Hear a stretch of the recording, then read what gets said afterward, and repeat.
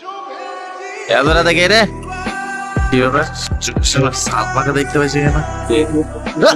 ভুল না, ঠিকই দেখছিস তুই। সালমা, তুমি এখানে? তোর লজ্জা করে না? গ্রামের সব মানুষকে রাস্তায় বসিয়ে এখানে ফুর্তি করতে, যে গ্রামের মানুষগুলো তোকে বিশ্বাস করে সবাই মাথার উপরে রেখেছিল, আর তুই সেই মাথা বিক্রি করে এখানে ফুর্তি করছিস? খুব আনন্দে আছিস তাই না? তোর জন্য, আর শুধু তোর জন্য আমার বাপটা আত্মহত্যা করেছে। কি মমিন সাহেব আত্মহত্যা করেছে? শুধু তোর জন্য। বল, আমার গ্রামের লোক কি আদায় করেছে? মানিকপুরে যে সোনার গ্রাম ছিল, আমার চোখের সামনে টস হয়ে যাচ্ছে।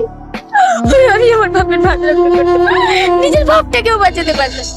দেখো সালমা, হ্যাঁ আমি অন্যায় করেছি, অনেক ভুল করেছি, কিন্তু বিশ্বাস করো আমি এটা কখনোই ভাবি যে আমার জন্য তোমার বাবা মারা যাবে।